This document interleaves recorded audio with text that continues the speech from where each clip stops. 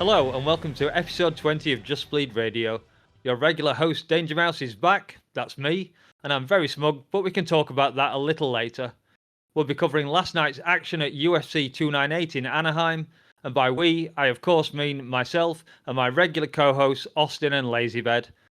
I think we'll have a lot to talk about today, so let's not mess about, and we can get straight into the main event of the card, Alexander Volkanovski versus Ilia Topuria, and I'll throw it straight over to our sole disbeliever in Ilia that's on the show, our very own Lazybed, who attempted to book the odds by picking Volk. So take it away, Lazy. What you got to say on this fight? Oh man, I didn't know I was going first. Shit. Well, about the fight, hell of a fucking fight. I really my mind's all over the place on this one. I thought Volk was going to be the guy. I thought he was going to be the dude to buck the trend. I thought he would break the curse, the dreaded 35 and over curse. Unfortunately, Topuria thought otherwise. The Matador came in and took the bull by the horns. And unfortunately, for me, many others, and especially Larry, Volk bit the dust last night, guys. Volk bit the dust. The old man hit the canvas once again. And deep in my heart, I feel for the guy. But at the same time, he knew this was a risk that he was taking over the last few months, making the decisions that he was making. And, yeah, I don't know. It's not like he rushed into this one. He did have a decent training camp and everything. It's still a short time period between when he got knocked out and when he was, fighting. It's not the longest time period for sure, or shortest, but it's still a short stint for a champion. You know what I mean? Yeah. Was that it, Lazy? Was this just disappointment? He's speechless that Volk has lost. That's what I'm sitting over here. I'm staring at the fucking floor and I'm just shaking my head. So it's just so you have a visual of what's happening. The wheels are turning, but nothing's coming out. Yeah, I'm sorry. I did surprise you a bit there, didn't I, Lazy? Yeah, you did. I didn't know that was coming. And I don't have any notes prepared, so I wanted to do this, in the moment. And maybe that wasn't the smartest thing because I was 3 sheets to the wind last night. So it's raw emotion. It's raw emotion. That's fair. That's no. That's. I got a whole other topic as we were discussing off air that I'd like to get into on this, as how this affects my guy Max and what this scenario and how these cards have fallen, how this affects him. But we'll save that for a little bit later. I thought it was quite a very decent performance by Volk for the amount of time it lasted. He came in with that very kick-heavy style in the first round. I don't know who you thought won the first round. I thought it was pretty close. Ilia was landing some very heavy leg kicks of his own. And then, of course, we had the second round where Ilia just came out and I wouldn't say he exactly took control, but it was Volk had dropped that kicking game, hadn't he, by the second round, and seemed to be relying a bit more on his own boxing. And then Ilia obviously got in close and landed that. I think it's pretty much the same combination he's landed against Jai Herbert and his first fight, Damon Jackson. I think he finished them both with virtually identical sequences. Kind of a left to the head, a left to the body. And then that right hand just comes over the top, and that's it. It's sweet dreams time, and off to the nursing home with Volk for the evening. Don't do him like that. I'm sorry. I'm smug because I was one of the few people who picked Ilia on this thing. I know you did as well, Austin. But what do you want me to say? Like, I wasn't cheering against Volk. I was just more like, I know the circumstances leading to this fight. Yep. And I think that was the main thing. It's like, you know how you play your heart wants this, but your mind is saying the other, right? Exactly. Yeah. That was literally what I was displaying, like watching it. Like I had zero expectations for the fight, and I was literally just like, it looked Did it not seem that Volk had just kind of accepted not so much that this was going to be a tough fight, but the fact that he knew how dangerous Topuria was, right? Definitely. But he was ready. It wasn't like he hadn't prepared for Ilya. It was more like Ilya wasn't going to be denied. Yeah. And the sad part about it was that, to me, it's not so much a statement of the 35-year-old and the stat stays true. It's let's face it like this, or I'll phrase it in this way. At this level, when you are fighting, between, let's say, the top 10, top 5 of any division, you are the elite of that division. Yeah. You cannot afford to give openings to guys of that caliber. And at that level, it's not about how many, openings you take advantage of. It's how many openings you give. And unfortunately, Volk gave just enough openings that Ilya took advantage of it. That's the way I saw it. Yeah, he never really managed to back Topuria off at any time during the fight. I know, obviously, stepped back a few times, but he never looked under pressure, I don't think, for the entire 7.5 minutes that the fight lasted. No, well, that's the other thing too, is that like Topuria didn't look discouraged. Topuria didn't look distracted. He was engaged the entire time, and so was Volk. The difference is that Volk is sticking to the game plan, trying to switch stances, throw a jab, throw a hook, keep him at distance. He's eating leg kicks, but he's addressing it. He's trying to stay on the outside, not go full on in like he used to. He knows the opponent in front of him is dangerous. Mm-hmm. He just kind of rode the outside and got cut off, especially in that second round where Topuria upped up the pressure a little bit. Topuria immediately started to cut him off. Topuria immediately started to land heavier shots. Topuria did not allow Volkanovski to set the pace. No, definitely not. I did see someone commenting that Volk had kind of circled to his own left, into Topuria's right hand, as it were. But I didn't overly notice that watching the fight. But I guess it is true. Yeah, now that you guys are jogging my brain a little bit more, and I'm remembering some more of the things coming last out night. of the depression. Yeah, I think the fog is lifting. You brought up a good point, Danger, about the kicks in the first round from Alex. He was really winging those kicks out there, and it was kind of surprising for, like, I don't know, I would say maybe the first 10 strikes he threw were all kicks. I don't think he threw a punch until, it was a minute and a half, 2 minutes into the fight, maybe. And it seemed, as peculiar of a strategy as it was, it seemed to kind of be working. And I don't know. Said he did very similar against Max as well in one of their fights. Maybe it's something he does when he's worried about coming under pressure. Yeah, from a skilled boxer. it seemed to be a strange choice to get away from them. And then another thing that I wanted to bring up was it was almost like Topuria didn't get mesmerized by Volk's footwork. No. Volk has a tendency to just kind of, he's not like dancing around, like not like how Ian Gary was last night, running around the cage, but he's got a way of kind of mesmerizing guys with his footwork, and I think Max kind of fell victim to it in their fights, where you just sort of, I don't know, you fall into his dance and his rhythm. And Ilya, he said, "Fuck that, dude. I'm gonna fucking dictate this shit, and I'm gonna do what I want to do." And he just, the way he cut through Volk, it was a sight to see, man. That dude he's the truth. He's the truth. Yeah. Well, I actually watched every single one of Ilya's fights on Friday afternoon, I think it was. I sat and watched all 14 of his fights, and you could see the progression as he starts off, and he was very good as a black belt in jiu-jitsu. It's clearly a strong fight. I think he got 4 or 5 submissions in those first fights. But you could see the boxing suddenly came in, and all of a sudden he starts becoming much more skilled at that side of his game. Yeah. And that's the thing too with this guy is Right.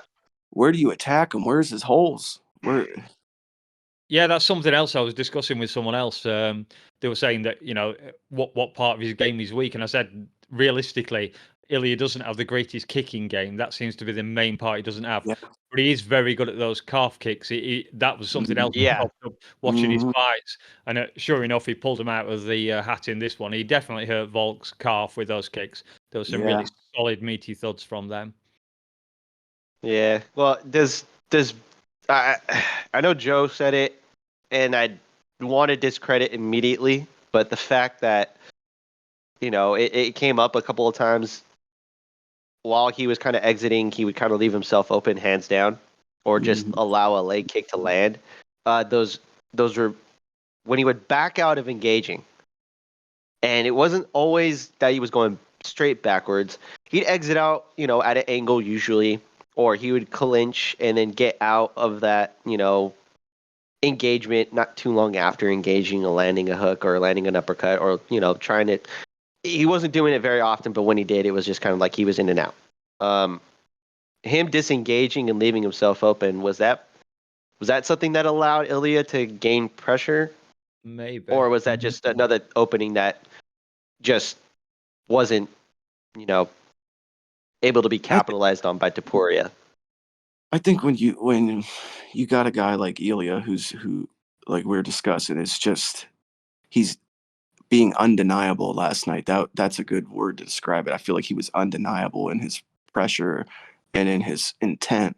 And when you have somebody like Volk, who, as we know, he's had a lot of fights now. There's a lot of tape out there on him. There's a lot of film to study. Leaving those kind of openings, backing out in that manner, when the guy you're facing is already taking advantage of every opening, you leave that door cracked a little bit, he's got to be advancing on you, so each time he did that, he's inching closer and closer to demise. Yeah, I think Volk had seen this. I think what a lot of people had seen, that Ilya had been caught. I think it was Herbert who caught him with that nasty head kick, and he has a tendency to duck one way. I'm not sure if it's to his right kind of thing. That was why Volk threw a hell of a lot of head kicks, as well as he threw a lot of calf kicks in the first round. So I think he was trying to capitalize on that. It was quite amusing because I didn't watch the fights live. I came down today and watched them this afternoon, and obviously the disadvantage of that is that when the show is going to end. So by the time their fight was due, there was only about half an hour of fighting left to watch, and they hadn't even walked out yet. So I was figuring it wasn't going past the third round, which obviously to me said that Topuria was much more likely to get a finish than Volk was, and sure enough he did. So I didn't feel that under pressure that he was going to lose. Yeah. I might have been more nervous if I'd watched it live, but I It sure was shit. nerve-wracking. Yeah. Oh yeah. It was good, especially with those head kicks flying up. That was the one path to victory I saw in a short fight for Volk, was that he might land a head kick and do the same to Ilya as Islam did to him, but of course he didn't. Well, even then, like, you're looking at Volk getting his head snapped back by a couple of the engagements that Ilya was leading with, and those combinations of like landing the 1-2. He'd miss with the first punch and land the second. Volk's head snaps back, and he's like, "Oh shit! Okay, then I got to disengage, move out, side," and he's reestablishing his range again. Because he was plodding forward the entire time, and he was just accepting whatever the engagement was, and just wasn't going to be denied his victory, I guess. No, Just insane. 15-0, 15-0, undisputed champion. A liter of wine before you cut weight is obviously the best base for victory in MMA. He's the opposite of Paulo Costa. I love it. Yeah, another a little good point in that fight too is when he fought Islam and Islam caught him with that kick, and it grazed off the top of the dome, and then he finished him with the shots and got the TKO win. That head kick wasn't as impactful and didn't put Volk out as much as the right hook from fucking Topuria. That hook obliterated him. Like he didn't know what the fuck was going on. He was out of it. Yeah, it was a much Like, more that was it was just KO over than and done. Islam's was. Yeah, that was a genuine fucking KO right there. I don't remember who's Volk's head corner guy. Isn't it Behrman? No, it's not Behrman. No. It's Yeah, shit. the other guy. I can't remember his name, but they were saying on the broadcast that he was asking directly after, "What did he get me with? What did he hit me with?" Mm-hmm. Like, so he went from 1 minute asking his corner, "What did he get me with? What did he catch me with?" to a couple minutes later, he's calling for the rematch. I don't know, man. I don't know. So let me say this: what is your guys' stance on rematches and title fights? I feel like it's a case by case basis, and if anyone has a claim to an immediate rematch based off of their resume in that division and their title resume, it would be Volk. But then you got to take into consideration, as we all know, he's coming off of 3 losses in his last 4 fights, 2 of them being knockouts. Yep. So it's like, dude, as much as you deserve it, and we all know you're hard-headed and stubborn, and you're gonna want it, you need to take some time off, bro. Bare minimum 6 months. Bare minimum 6 months of non-contact. Just 6 months to a year, which is bad news for Volk, obviously, being 35. I'm not sure when he turns 36. Is it September? He didn't look bad. He didn't look bad. He was in relatively great shape. He looked like he had the moments, but I mean, like I said, it's just he just gave just enough of an opening, got caught being cut off against the cage. Yeah. It happens. It happens to the best fighters. I mean, hell, look at Usman, who was literally winning the entirety or majority. I shouldn't say the entirety. No, you shouldn't, because I'll jump all over you. Well, Leon won the first round, but when they were in Salt Lake City the first time, won the next 3 rounds pretty handily and was winning the 5th, and then, one opening ended the fight. Headshot, boom, dead. Yeah. But, and that's the thing. I think we were kind of looking at this fight with Volk and Ilya, like it was looking to be a great chess match of Volk looking to be the matador and Ilya being the bull, almost, in the sense, which is kind of the opposite of his name, but either way, it was kind of interesting. He just he tried to play the matador and it doesn't work because he's not one. He wasn't able to do that for Ilya, and now, I think you're right, Lazy. He's earned it, and I think I was talking to somebody on the Discord last night, and we were both saying, I think the idea is that Volk has earned it. In my personal opinion, you should have at least at a bare minimum 3 title fights before if let's say you lose a split decision in a title fight, before you get a rematch, right? You should at least have 3 title fights under your belt that you've defended before, having a rematch immediately for the title. But in this case, he got knocked out. He needs time off anyways. Give him the time. We don't need a rush. The division moves on.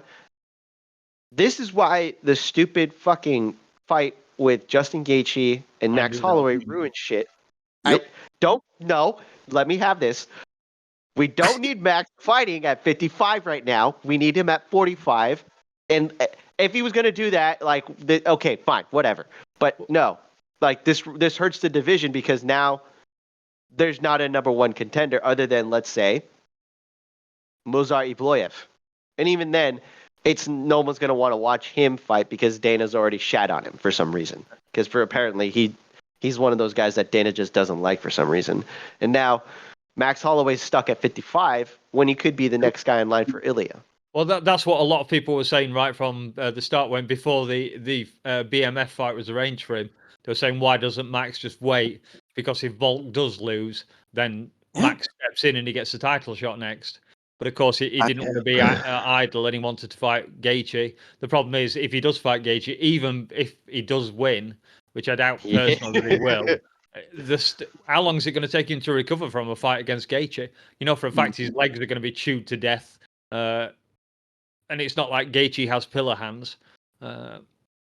So, Max will be ready at Christmas, maybe sometime around then, if he wins. Here's my thing, okay? Because This whole scenario basically just overcomplicated everything at 145 and 155. And this is why you can practically blame Charles Oliveira for all of this. Yeah, for cutting his head. Well, for cutting the cut. Yeah. Exactly.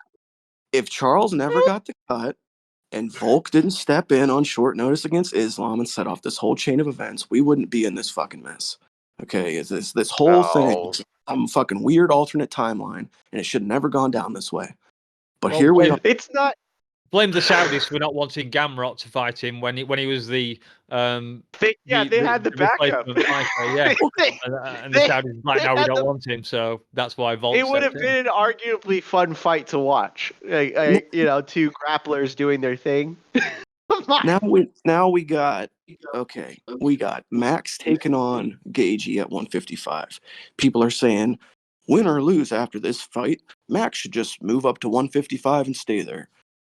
Volk loses 2 150 fights at 155, then loses to Topuria, and now they're saying, well, Volk should just permanently move up to 155 now and become a lightweight. So they're wanting to take two guys from featherweight, move them up to fucking lightweight. We got the guy who probably should be fighting for the lightweight title and Justin Gaethje fighting one of those fucking featherweights with Max. It's a fucking shit show. The whole thing's a shit show. No, I have an idea. Hear me out.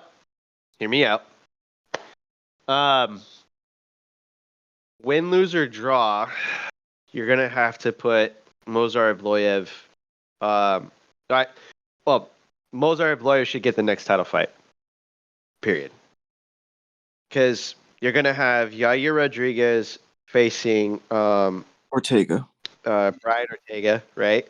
Yeah. I don't like the fact that either of them are able to get a title fight from this stupid fight. And matter of fact, I'd rather them just not be ranked. But that's me. I'm more of a stickler for that kind of shit.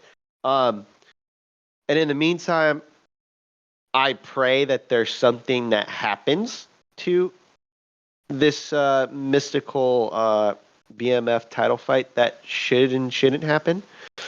And now things open up. Dana White's like, I can't do the fight all of a sudden. Shit happens, it's a fight game. And then basically we get blessed with Justin Gaethje getting the next title fight, and we get Max Holloway going back down to featherweight. The meritocracy. Hold on. Wait, I have one more. And in the meantime, let's say Ilya and Max, or Ilya versus Movsar happens. Whatever the combination of what Justin Gaethje is able to handle his stuff at lightweight. If there's no time frame that works for either the champion or Volk, put him against Josh Emmett. Wait a year for it. Make it about December when he could come back. Gives plenty of time. Josh Emmett's coming off of a win. Plus, it'd be a fun fight to watch. It's still a contender. He's slow enough. He hits hard, but he's only got one speed. He's like Dan Henderson. Volk's well-rounded. Volk's tough. If Volk has enough time, enough game planning, enough time to recover, more or less, that's a winnable fight for him, and he's still in contendership. He's not 38. There's time. It's not the hardest fight in the world, but it's not the easiest fight. It's a perfect time for him to at least take that. Yeah, I could see that. As much as I'd like to. I am baffled why people are suggesting Volk should move up to 155. He's clearly not going to win the belt because Islam isn't going to move up to 170 just yet. So what the hell is he going to do? Who's he going to fight? I think that's exactly it. Is that at 145, what the hell is he going to do? If he doesn't get the rematch with Topuria, he's going to have to kill off some contenders or rematch guys he's already beaten. Yeah. That's why you give him Emmett. Because Emmett isn't necessarily a true contender. It's he's like a perennial contender. That's what I wanted to see happen when we had Max stuck in purgatory. You had a list of contenders, and he took one of them off in Arnold Allen. You had guys who were older or just been in the UFC long enough. Yep. Who had basically been stuck and either fought for the title or had at one point just been contenders, number one contenders at that, and just never did anything with it. Max should have just only fought those guys. The guys who were older, the guys who had already fought for a title, guys who were bigger names. Yeah, And like Volk the whole should have just fought. Barbosa idea that you had. Yes, thank you. Yeah. It's just Volk should have only fought the contenders until one of them either beats him or there's nobody else to fight. And eventually they would go to Max, which would prevent the purgatory thing from being an issue. And also Max taking out, contenders. Well, But another question, which I know our Aussie fans won't exactly like, but shouldn't Volt perhaps just retire now? No. No, I don't think so. He's lost 3 fights out of his last 4. I know 2 were at lightweight. But I think is he really going to push anywhere near the top again? I think there's kind of an argument for it because it like we're just the whole conversation that is going to come with this is what do you do with them, and that's kind of what we're talking about. You've already fucking cemented your legacy. You've achieved the highest heights you're going to achieve. Even if he puts together another win streak or whatever it is, you're not going to outdo what you've already done. You're only getting older. You're starting to rack up losses, and those don't look good on your fucking resume. I mean, I just don't know. I don't. But he did. He just fucking negotiated that new deal to where now he's getting. So I don't know. Yeah, that would big money. That would be my thing is that he's just now getting that money. So let him make the money against guys who are names. Like honestly, he could probably fight Edson Barbosa. It'd be fun. Honestly, he could fight guys like, Josh Emmett. Like I said, let him, because the idea is he's finally there. He doesn't need to fight for the belt now. If the belt is not available, but he has an opportunity to fight for it later. Does anyone think that Volk actually has a chance of taking the belt back from Topuria, even if he gets a rematch? Because I don't. I don't give him a chance at all. I think Topuria will do the same thing to him again. Circumstances in this fight, I think, it was a gunslinging battle or duel. Whoever gave the best opportunity to finish the fight was going to finish the fight, and Ilya happened to be that. I thought it was pretty close. That's what it's going to be anytime you take on Topuria, though. And we're sitting here saying that Volk's best bet is to take 6 months to a year off if he's going to come back at this at all. If that's your best hope of beating this dude, and this dude's going to fight you the same way next time, your chances aren't any better. Like, I don't know, man. I'm worried that with Volk getting this new contract and his primary motivation as of late and going forward probably being racking up money, he's got the potential to go on a Tony Ferguson like losing streak, dude. Like, no, don't put that on him. Seriously, because if this is about money, he's gonna want to turn this thing around in like 3 months. He's gonna want to get right back in there. Yeah, he's shown he's not willing to sit for 6 months and wait for another fight. And he's gonna get dropped over and over. His chin's not going to get any better now, is it? Let's face it. No. Well, neither people. It's the next fight from this, but like they were saying the same shit about Robert Whittaker, and look what happened, right? One of the hardest hitters. No one was saying Whittaker's chin had gone though, particularly. Did you see the chat? It was nothing but people who were cheering for fucking the fat ass Paulo Costa. And all of these fucking people, it's a different fight. I'm already pissed about it, but they literally were giving up on him after he got fucking hit with the wheel kick, and it's like, oh, he's fucked, his chin is fucked, and it's like, looks like Whittaker's gonna get knocked out now. It's like, I've said I didn't watch the fights live, so no, I didn't see the Discord chat on that. Oh my god, it was fucking infuriating. Just another question. I have a bone to pick with you after this too, Lazy. So, just another quick one because we've been going on with this quite a while. What do you think of Topuria's boxing? How does he rate in the across the MMA, across the UFC, quite frankly. I know Max always claims he's the best boxer in the UFC. Exactly. But we how don't know area rank? We don't know how he ranks until he faces. You got to face the best boxer in the UFC, baby. Yeah, until that's true. You face Max, we don't know. Yeah. The other tasty part about this is that he hasn't fought Max, he hasn't fought Mozar Evloev, he hasn't fought Arnold Allen. He hasn't fought a good amount of the dudes, and that's awesome for this division because now it's fresh matchups for everybody, right? Yeah.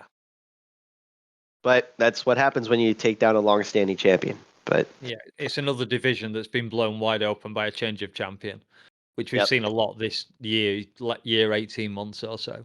I think we could literally do this whole episode just on this fight. We could, Should we just do this and then stop and we'll start again? Or shall we actually go on to the co-main event now? We've already dragged this one out a little bit, and honestly, I want to see how this been next going 30 minutes out. On this. Yeah. So shall we jump on to Whittaker versus Costa? Yeah. And seeing as Austin was ranted about it, we'll let him take this one away. Fuck all of you in the Discord who picked against Robert Whittaker. I picked Whittaker, so don't be hurling abuse at me. I know. Neither did Dave. Lazy. I'm looking at you. I'm just saying, I know there was a lot of fucking doubt on my boy Bobby Knuckles, and fuck you all for fucking picking against him, or if you did, and then you were like, oh my god, he's gonna lose. No, have fucking faith. It's called having fucking faith in the fucking fighter you picked. God damn it. Fucking Bobby Knuckles is back in contention again. All he needs is one more fight, or just to be available. Because guess what? The division is fucking wide open. Yes, it's Dricus du Plessis, but we even know if he can fucking hold the belt. He just stole it off of fucking Sean Strickland, and I'm pretty sure he can beat Sean Strickland. So, I don't know. But for me, looking at the chat was just interesting because a former champion, the likes of Robert Whittaker, now granted he didn't have the best title run or title defenses out there, he's been in the fucking trenches, man. He is not taking an easy fight.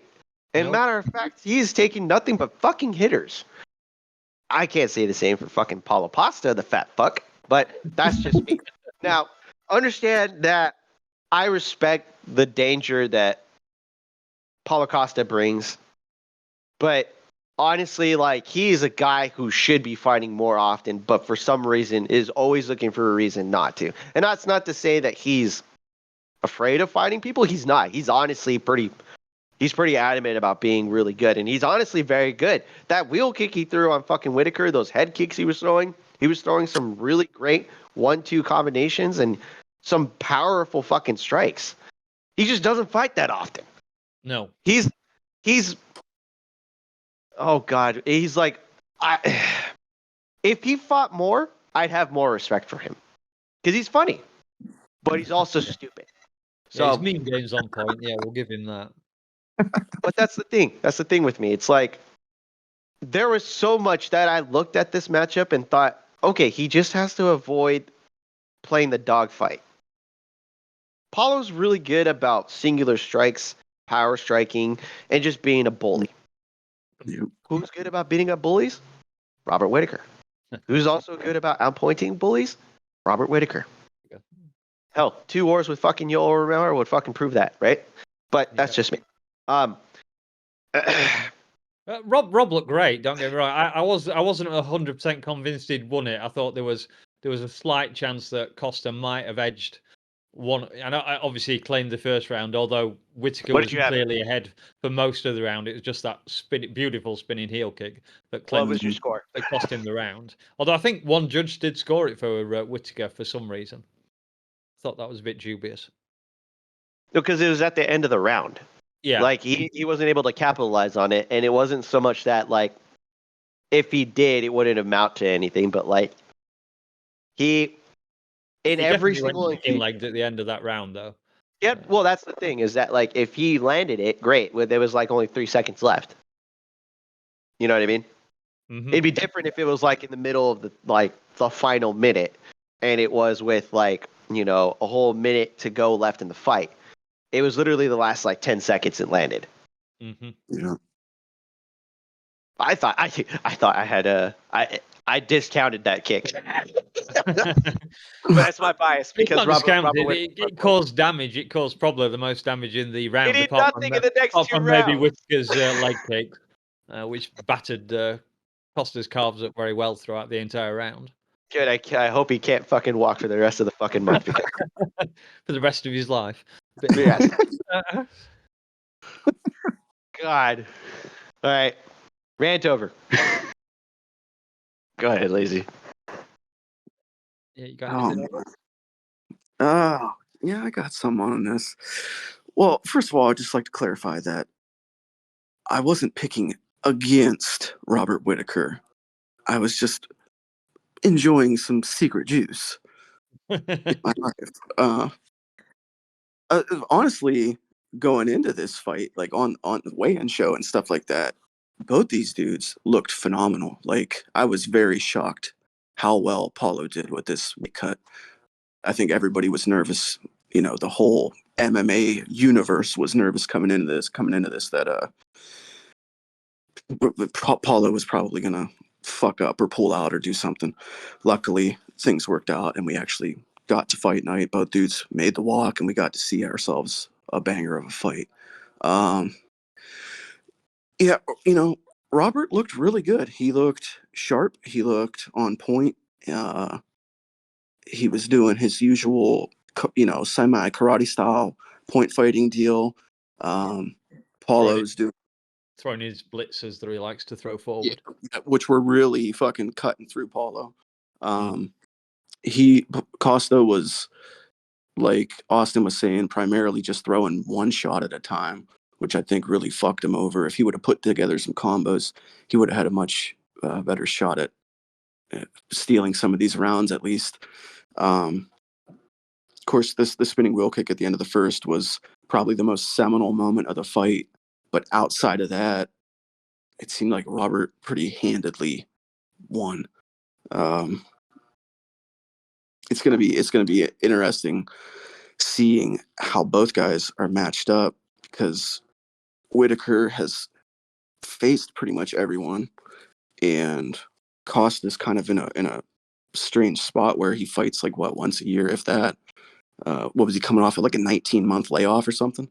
Yeah, something like that. Well, it'd be ideal for fighting Hamzat. They both only Yeah, like fighting once yeah. a year anyway, so.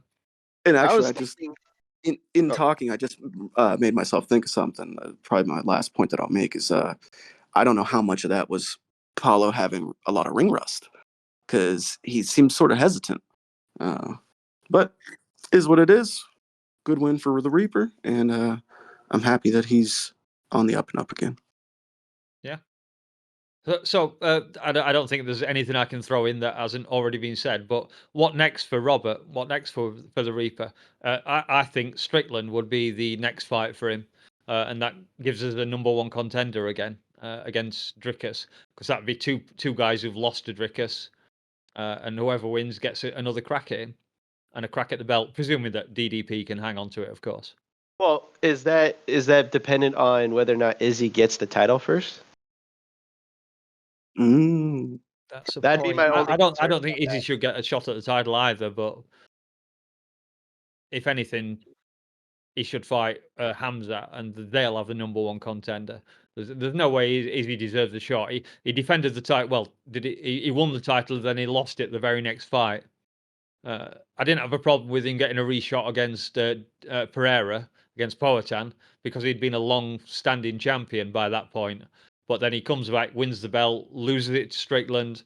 He doesn't deserve to come back and get another shot. That's Okay, just that's Dana fair. White privilege. Yeah. Yeah. Well, if we're going to be doing this, then yeah, the Sean versus Whittaker would be my personal pick. Like you said, that they both have faced and lost to Dracus. But the other thing you could do in the meantime, if we're not sure if Izzy is coming back yet, he said he has, or what? What did he say? He said he was training. Yeah, he said he was training. Yeah. Yeah, I believe so. Okay, so then I've the heard other he's thing you been could playing do, some golf. I haven't seen much else of his training. Well, the only other contender you could actually put in the title fight right now is Jared Cannonier. Yeah. Mm-hmm. And he's just Because kind of been like dangling around the outskirts for a while now because of that injury. Yeah, that's right. Yes, that's what it is. Thank you for saying that because I forgot about that. But don't forget, Dana White is very keen on getting Hamzat a shot at the middleweight belt as well. Then you would put him against any of the other bottom of the middleweights, like Paulo Pasta now qualifies as well. That's a contender who's just lost and has lost his. Well, technically he beat Rockhold, but that wasn't a contender fight. No. He just lost a title eliminator with Robert Whittaker. He now has to face someone below him to defend his spot. That would be worthy of fighting someone below you who isn't ranked. Or is he ranked? I don't know. Who are we talking about here? Khamzat. Khamzat is number 11 in the middleweight rankings. God damn it. Fuck these UFC rankings. They're so fucking stupid. That's what I would do, though. Yeah, I'm trying to matchmake on the fly here, and it's not looking too good. Cannonier, though, he's an interesting outlier because seeing how he fits into this picture is going to be key going forward. Number 4 in the division, has a win over Strickland. So, yeah, so it's that'll be interesting. Well, looking at the rankings, logically, Whittaker, if it has to be Adesanya or Strickland if he's not getting an actual shot at the belt. They're the only two guys above him. Although, as you said, Cannonier versus Whittaker for a number one contender shot would also be fairly decent. So take your pick, really, from those. The only one left in the top 5 is Marvin Vettori, who just got his ass handed to him by Cannonier. Yeah. Round robin. God. This division's a mess. What were we saying about divisions all being open again? Yeah, fair.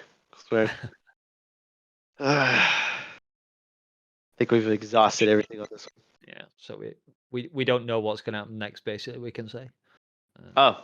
Before we move on, I want an apology from everybody in the Discord who decided to go against my boy Robert Whittaker. You could at me, DM me. If not, fuck you. Doesn't matter. My boy won and defied all the odds. Thank you. I owe you nothing, so. I just had to I was all the way behind Rob, so. It's true, yeah. There wasn't a lot. Although you did steal Whittaker in the draft, DM, so you do owe him an apology for that. You do, you son of a bitch. I'd forgotten about the draft. I think we were on about discussing that. We'll leave it maybe for a little bit later. I need Dave to put my vote back up that I accidentally deleted. And then we can do some negotiating. But in the meantime, we'll go on to Jeff Neal versus Ian Machado Gary, everyone's favorite fighter. Not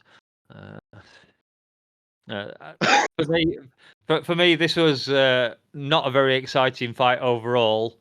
It was back and forth. It happened kind of the way I thought it was. I did pick Neil originally and then switched my change to Gary because I thought he was going to eke out a points decision against Neil, and sure enough, he did. I know a couple of judges gave him 30-27s, which I didn't really agree with. I thought Neil at least snatched. I think it was the first round I gave him. But I guess a decent performance from Gary. His striking looked crisp. He was landing some nice combos, some nice body kicks. Neil dominated the clinch time during the fight, but Gary definitely won the striking battle, I thought. Having watched it, I thought it was probably going to be a split decision. But was it a split decision, actually? Or... Yeah, it was. Split decision, yeah. So I did nail that one kind of thing.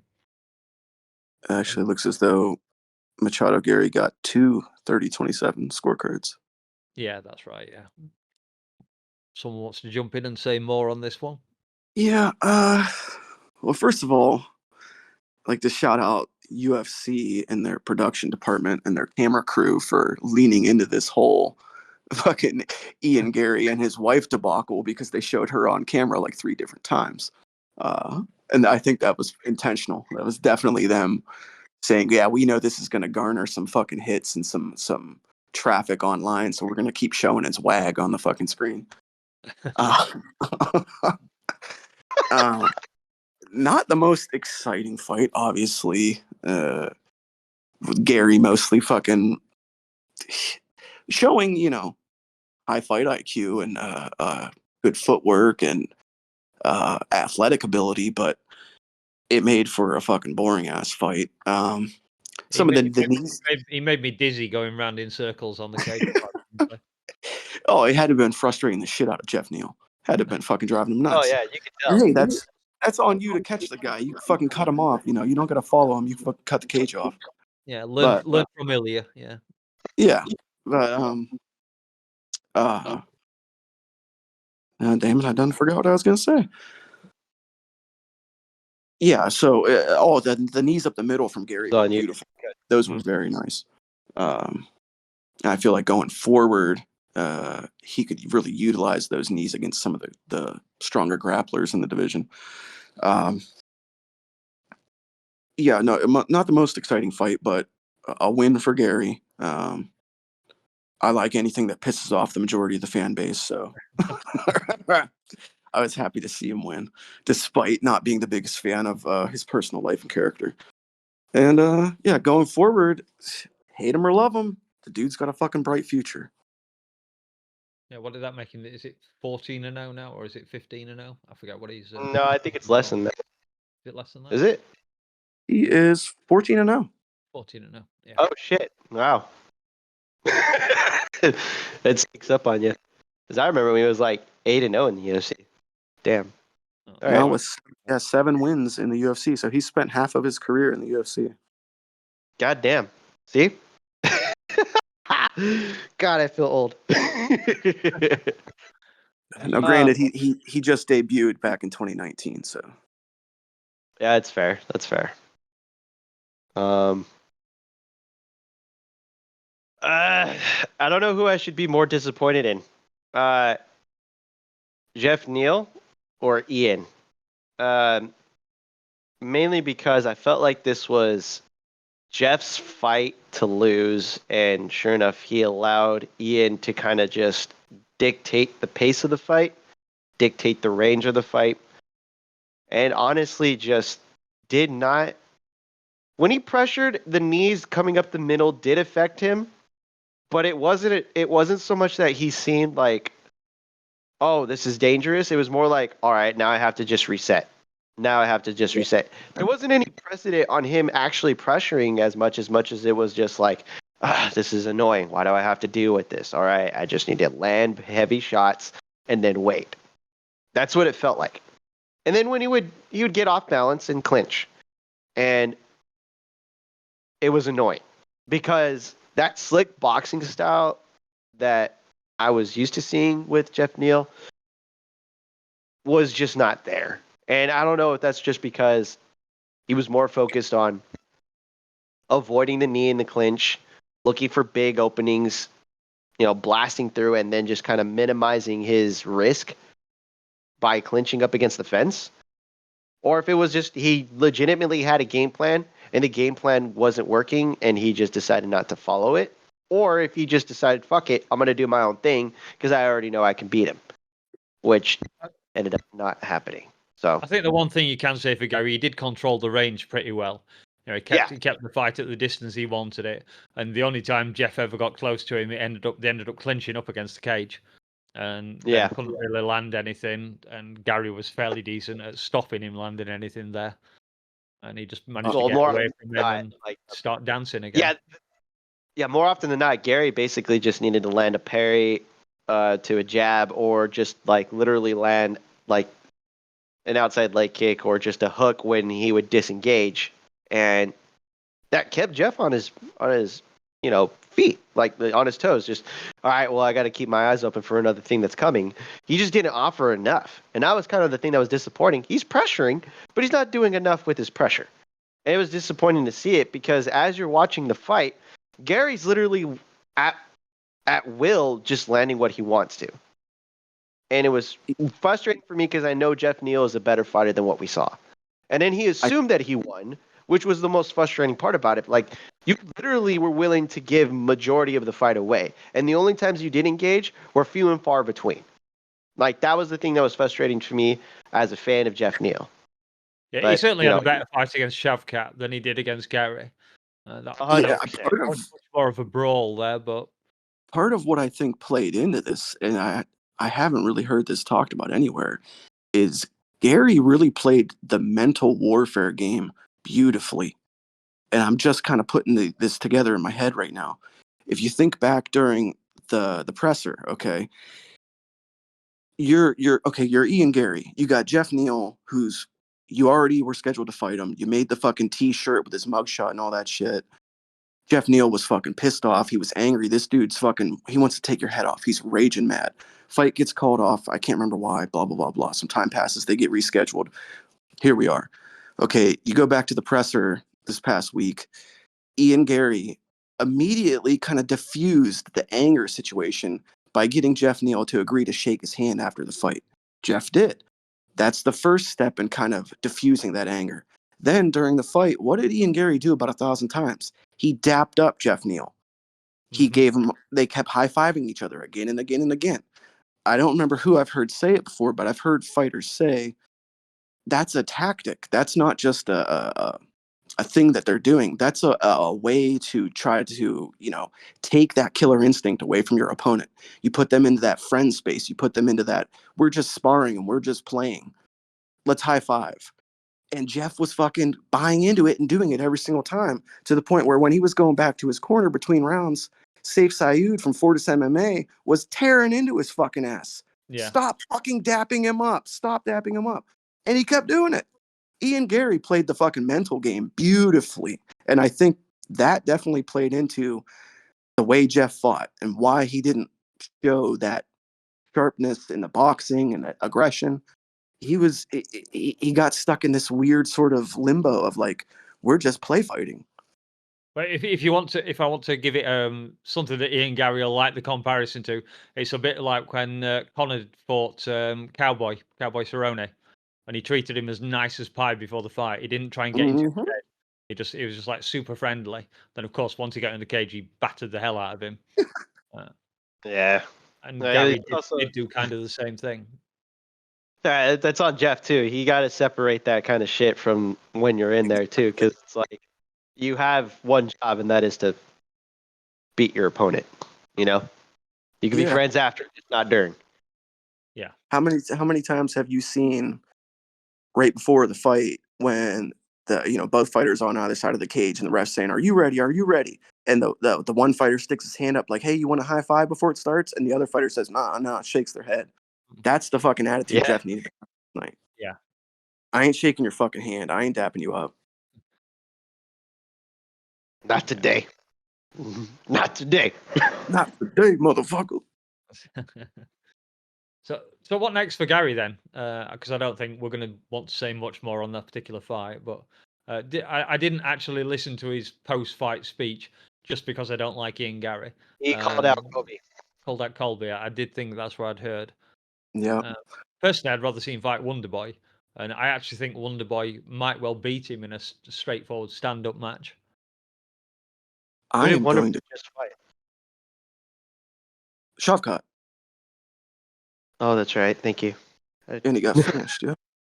I'm gonna steal Dave's fucking idea that I seen him say in one of the live chats last night, and I think that Ian Gary should face the winner of Kevin Holland and MVP.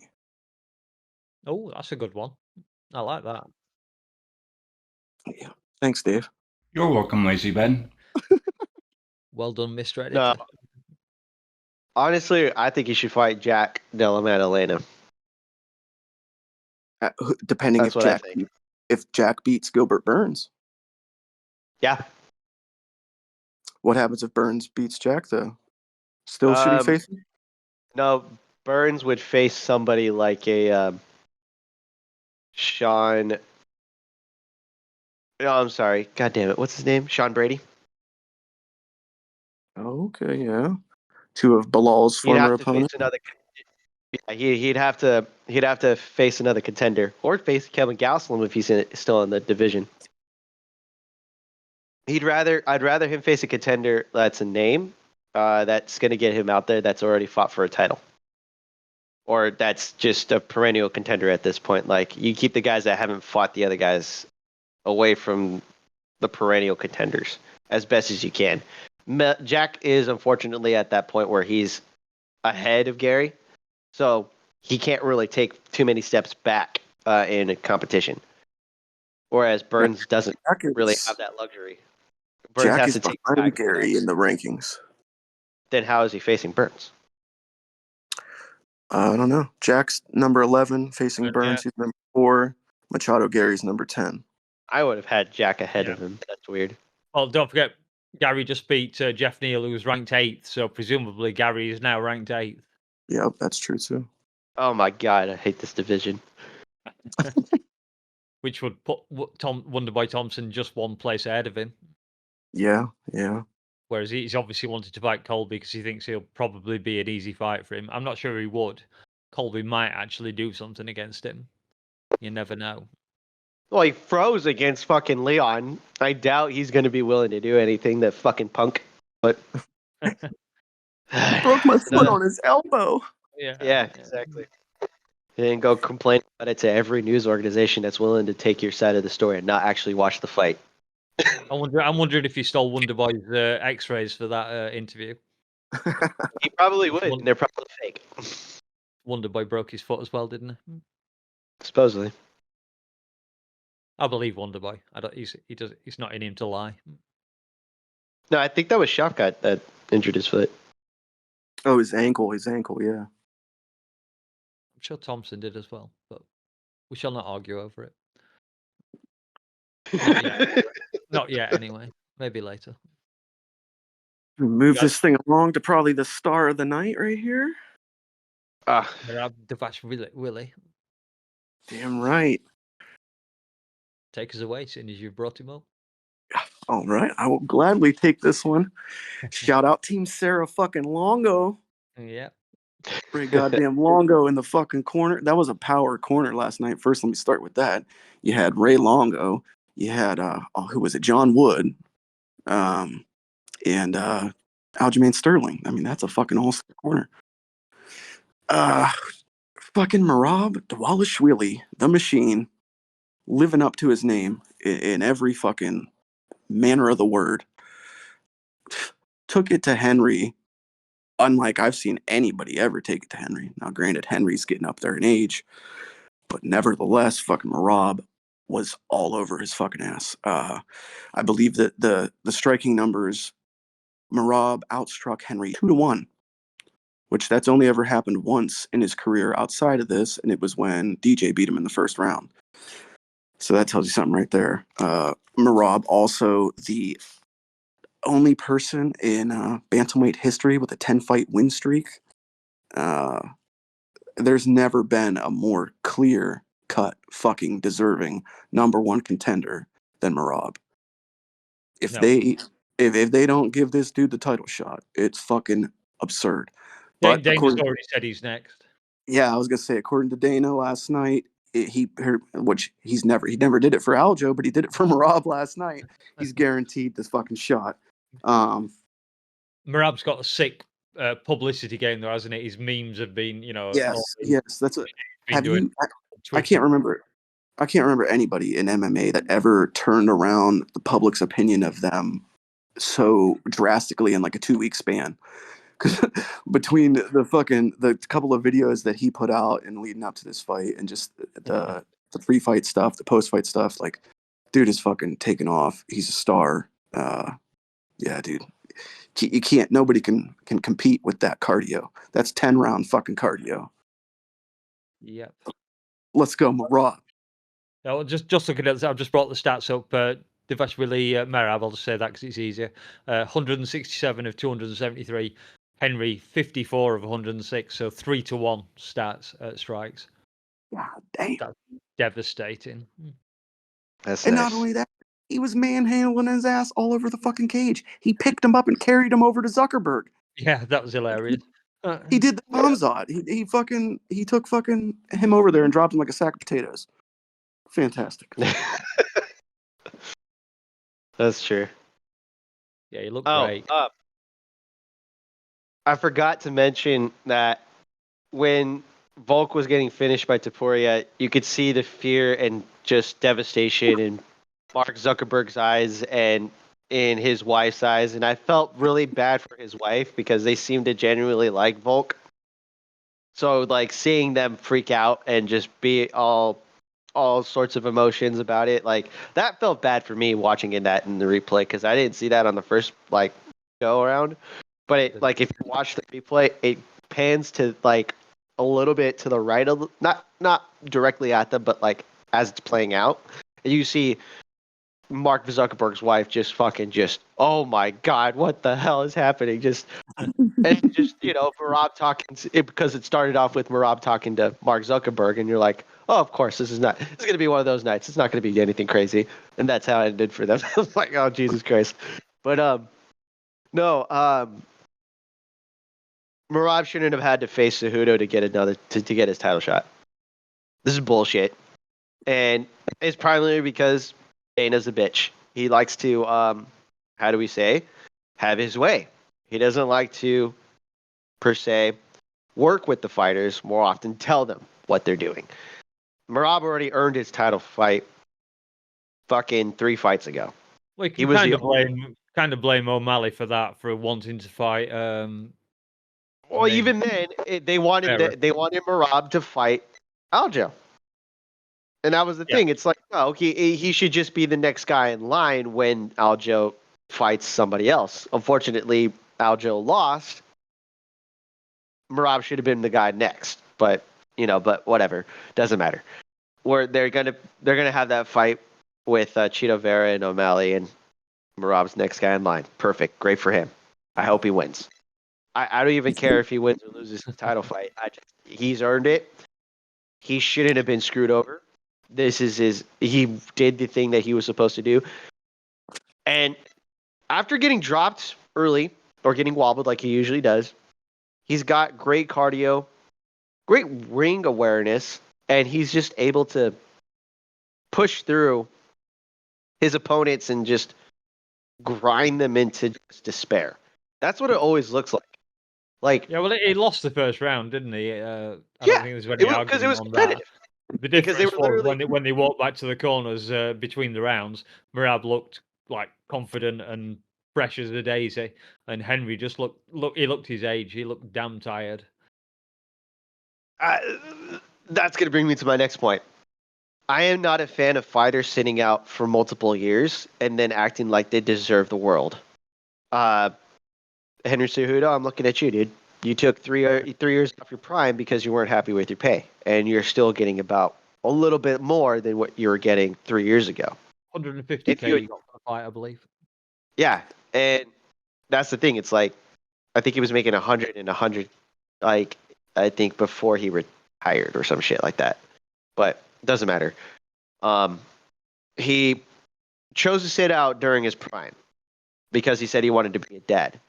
You're not a female fighter, dude. Like, your whole thing is you can fight and be around. You don't have to be, like, home all the time. Your job is to fight and provide for your family. If you're not fighting, what are you doing? He took up coaching. Okay, fine, whatever, good for you. But then wanted to fight every single person under the sun when he was out. He finally comes back after being 3 years and basically says, I want the title. He should have just fought somebody first. Now, granted, the fight with Aljo, I was extremely close. I had no expectations of him being super competitive with him. But, like, this is what happens when you don't fight consistently. Your body doesn't know how to handle that much damage in a short amount of time. Yeah, we're back to cost again, aren't we? Yeah. Well, that's the other thing too. Is that, like, you're also older. You can't afford to be taking long breaks between fights. Now, granted, one fight was a title fight, the other was a title eliminator. 2 less rounds. I think at some point he did injure his forearm, his Yes. left forearm. Yeah, it was very swollen. Yeah. Yeah, and that probably had something to do with him just not being able to engage or not. And I'm not going to play like, oh, what? Even if he did, it wouldn't have mattered. It did have a large effect to him. The problem is that he just allowed Marab to get his pace going, and then once he was injured, he physically couldn't do anything to him. You know, I don't know what to do with Henry Cejudo now, but he can't afford to. According to Sean O'Malley, after the fights were over, he got interviewed by Megan O'Leary, and he told her that he had heard rumblings before the fight that Cejudo got injured during camp, and he went into the fight injured. I'm of the mindset that that's just Sean trying to devalue Marab's win. The team actually narrowed it down. They spotted the kick that he landed, that Merab landed on his arm. You could see it bent his arm. It rippled right up. It looked horrendous. And then the swelling came up after that. So I think O'Malley's talking out of his arse as usual. Yeah, needs to ease off the dope a bit before he does interviews. That's O'Malley. That's O'Malley trying to devalue Marab's win so that he can angle for the fucking Topuria fight. Dude, he hasn't even defended the fucking belt. What are we doing here? Yeah. Well, you got Topuria fucking angling for that fight, angling for Conor McGregor. Like, we know he's not getting on this. This whole get the title and want to immediately move up shit. That's a whole topic for another time, but that's bullshit. Just carrying on with the Henry thing. There are two horribly bad decisions that have been made in MMA.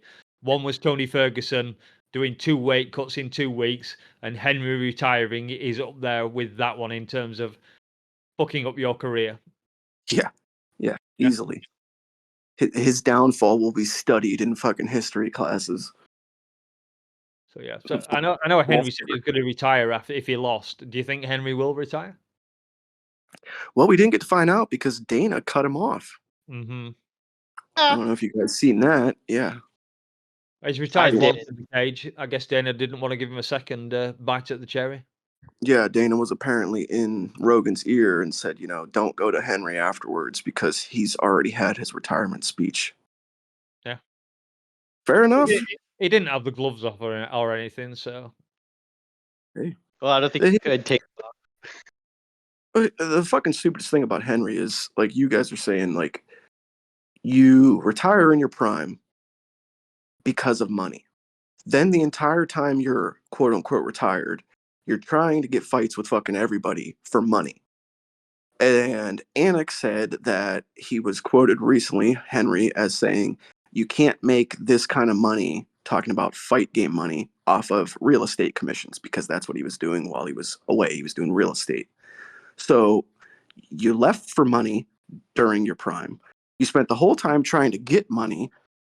And then now you're back and you're saying, well, if I can't be the champion, I'm just going to retire. So what's it about, Henry? Is it about fucking legacy or is it about money? You need to make your fucking mind up. Well, he's not getting either of those now, is he? So. Yeah. You see how that worked out for you? His paycheck isn't going up after that loss. And his legacy isn't improving. Again, 37 years old, 135 pounds. And fucking Marab did more with his social media campaign in 2 weeks than Henry Cejudo has in his entire career as Captain Cringe. Yeah, apart from his fake sacking of his coach, of course. But yeah, that's the thing. To me, I used to root for that guy. Like that was the thing. It's just like when he decided to do the Captain Cringe stuff, or just like be all like above what he needed to do for selling the fight, just making it all weird and shit, or just being kind of like, I'm gonna retire, or even like when he did the whole I'm gonna move up a division and then immediately abandon it after he defeats Dominic Cruz, like coming back immediately, only getting the title fight. And yeah, the title fight was competitive and everything, I'll give him that, but like there was no like, okay, we'll gradually bring you in, or like, look, let me take off this time, there wasn't an interim belt installed or whatever. Like, he literally could have held on to the title, and there could have been some negotiating around, and then they introduced an interim title. This is all just bad decisions. And from the cringe stuff to him taking off the time, it's like, dude, what were we doing here? Like you said, Lazy, it's like you made it seem like it was about legacy, and then you're saying it's about money. Yeah. Come on, dude. You can't have it both ways. Like, you gotta make up your mind. Yeah, it's disappointing. We still got a lot of card to run through, fellas. I know. Shall we jump onto the last fight on the main card then? Yeah, this one will take too long. I don't think Roman Kopylov versus Hernandez, whose first name I can't remember off the top of my head. Anthony, thank you. This was thank you. I remembered his nickname, but it's not his real name. This was I think the closest fight that was picked on the Discord. This one, I think there was one pick either way on it, and it was a really close fight for me. I knew more about Kopylov than I knew about Hernandez. I know Kopylov's striking's pretty good, but when I did a bit of investigating, I figured that Hernandez, slightly younger, although it's a middleweight fight, so the age doesn't matter quite so much. But again, he's one of those people who seems to have a bit of a reputation for his cardio, and he showed it that in the fight. He just never stopped coming forward. Landed some decent strikes of his own, and then obviously managed to get him down a couple of times. So he took him down in the first round, almost got the finish, and then round two, again some good striking, but Fernandez got the back, got the takedown, got his back. Almost got him with the first attempt at a rear naked choke, and then second time he had a go, he sunk it under the neck, and then he was another one that was waving at the crowd, kind of thing, shouting in his corner, go, "Yeah, look, I've got the choke. I'm going to finish this," and sure enough, he did. Very, very nice performance from him. He's definitely on my radar more than he was before now. Yeah, 100%. And a fun nickname as well, Fluffy. How can you not love a fighter called Fluffy? Oh yeah, you remember what happened to him on the Contender Series, right? He literally tested positive for marijuana, I think, and that's what they gave him the no contest for, and it was against Jordan Wright or something. I don't know if I saw that or not. Yeah, and they he's that dude who doesn't watch fights. He doesn't keep up with the sport at all. He just shows up. If you looked at the payout form that I think one of the guys in the Discord had put in, his name is just Anthony. No last name. It's just Anthony. That's the kind of guy he is. He just shows up and fights. He's that marauder that you have that you're like, well, shit. He doesn't really do a whole lot, and he doesn't really respond well to texts or interviews and shit. But when he's here, he shows up. That's what you pay him for. I mean, now he's a contender. Great, good for him. I was kind of worried about Kopylov's ground game, but I was thinking the kickboxing would outdo it. But that's why you gotta learn jiu-jitsu, bro. Yeah, don't believe Sean Strickland. Jiu-jitsu is useful. A little interesting tidbit on this fight, though. Kopylov did step in on short notice. Oh, did he? I didn't know that. Yeah, that's right. He was replacing Ikram Aliskerov. Oh, of course, yeah. So, yeah. I mean, I don't got a whole lot to say on this one. It was a nice performance by Fluffy. That the pressure that, like you guys were saying, he just tends to kind of push the pace until guys crumble. And he doesn't seem to stand out in any one area, but he's good everywhere, kind of a jack of all trades. Of course, his grappling probably being his best attribute. But, yeah, all in all, really... Bad. Yeah. Solid performance by him all around. Kopylov sort of looked like a fighter who was filling in on short notice. But the finishing moment was pretty great.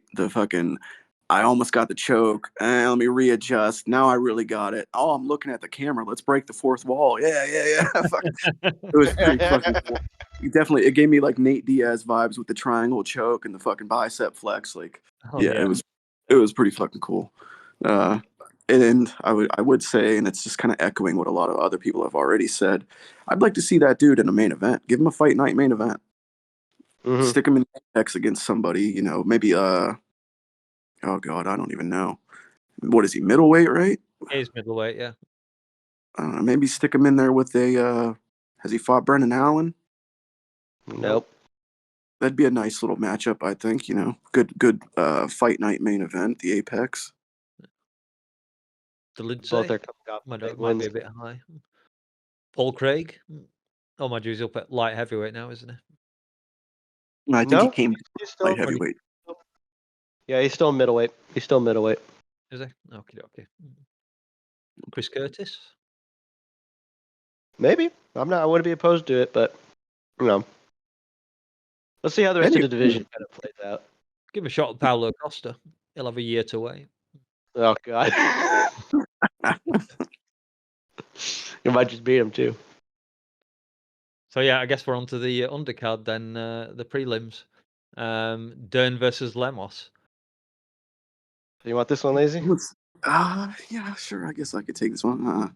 Seems more to me like we should probably get Daz in here to take this one. Daz was wilding out last night with the screenshots from this fight. I bet he was, yeah. I can guess which one he was taking as well, yeah. Mackenzie Dern was making her rounds on the Discord last night. Mm-hmm.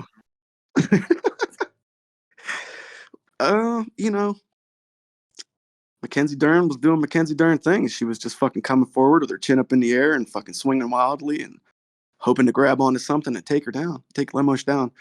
I think kind of everybody knew, anybody with half a brain knew coming into this fight how this fucking shit was going to go. Lemos can fucking crack. She's a beast on the feet, and Dern has next to no stand-up and isn't a very good wrestler, and if she can't get you into a grappling scenario, she's probably going to lose, especially on short notice.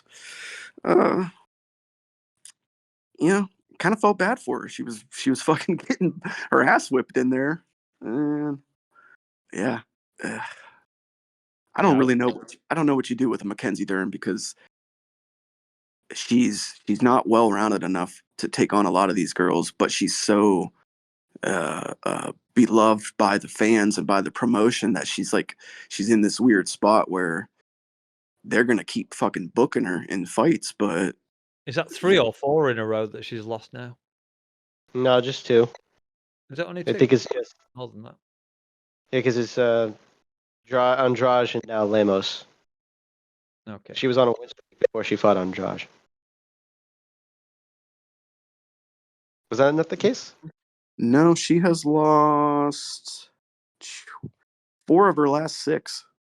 There we go. I thought it was 4. Oh shit! I am wrong. I assumed a lot more than that. Doubting the count of casuals, Austin. This is the first time I'm hearing of it. Lost Marina Rodriguez, then she beat Tisha Torres, then she lost to Yan Xiaonan, then she beat Angela Hill, so she was trading wins and losses, and now she's lost 2 in a row to Andrade and Lemos. Oh, okay. Yeah, I just feel like she's kind of in a weird spot, because if she can get the fight to where she needs to get the fight, she can win against anybody. Her grappling is obviously fucking elite. Her BJJ. But if she can't get the fight there, she's kind of screwed. So I don't know what you do with her. The fans love her, promotion loves her, but I don't know. No, they pair well. I've got it in my notes. Dern's still looking desperately bad at striking.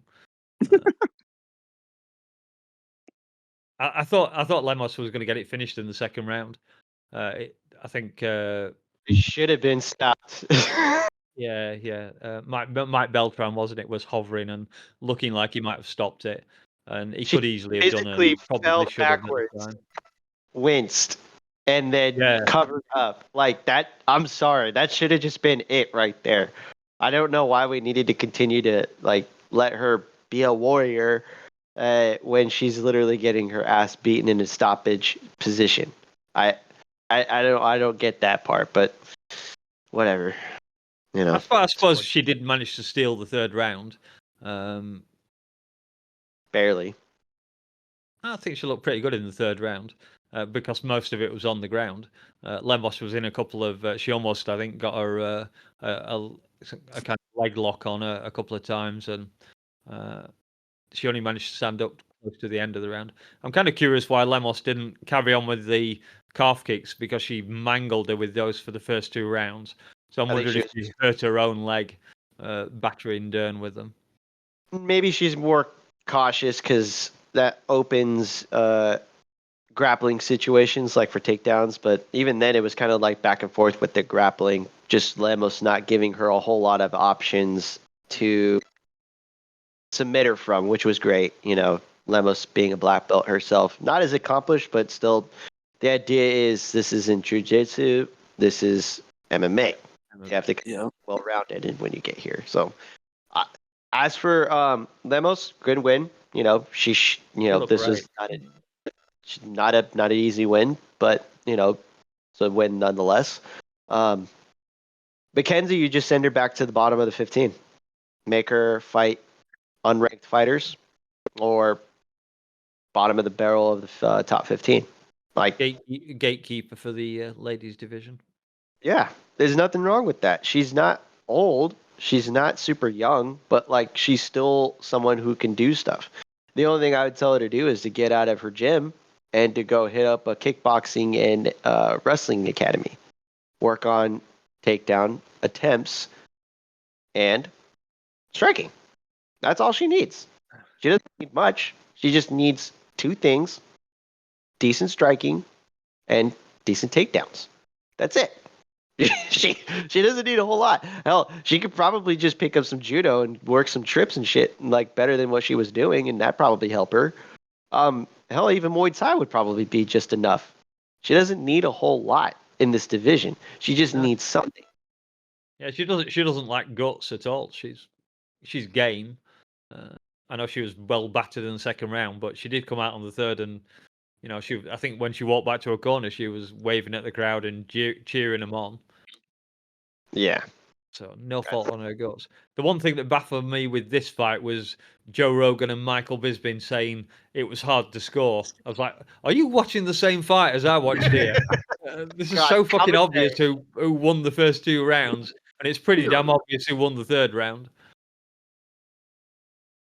About the only other thing that I would add, and I said it on Discord last night, was I think that Lemos was a little bit too accepting of being on the bottom and having Mackenzie on top, if you know what I mean.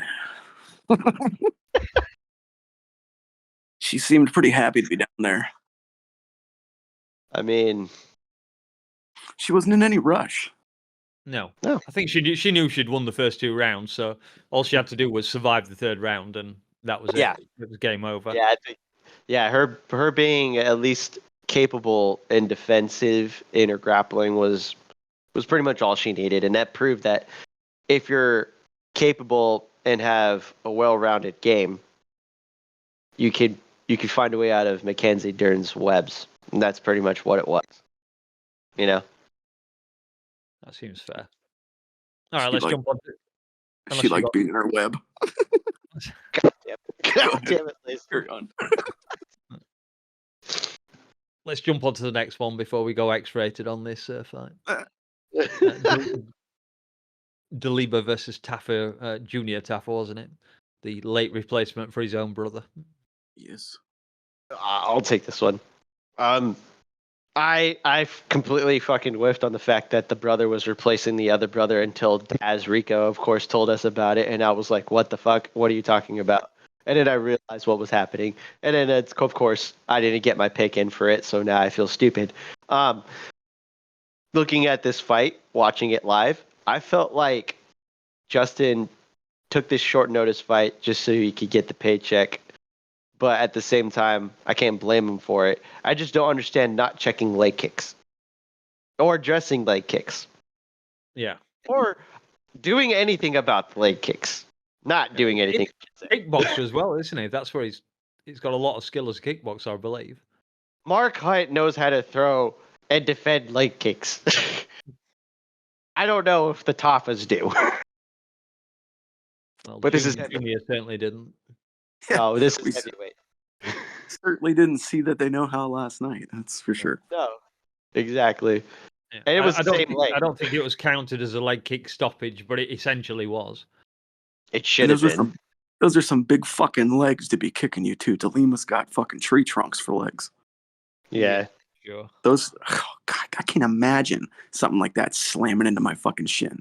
Fuck that. Yeah, imagine a steel baseball bat, and you'll probably have a vague idea of what it feels like. Although, one thing that I'd like to add to this fight, DeLima with possibly the worst display of fucking fight IQ ever. Yep. Repeatedly, repeatedly demolishing his fucking legs and then going for a takedown. Takedown. Dumbass. I've got on my notes. I thought maybe it could have been a 10-8 round for DeLima in the first round. That's fair. So He could have got him out of there if he wanted to. He could have fucking ended that fight. That's my thought. No, that's fair. Yeah. Shall we jump on to the next one then? Yep. I don't think much else Yes, to sir. say on that one. So it's Vera, not Cheeto, versus Rinya Nakamura, the Japanese guy, who was the biggest favorite on the card. I think minus 1,300 or minus 1,350. Biggest favorite on the card, biggest favorite on the Discord too. I'm pretty sure.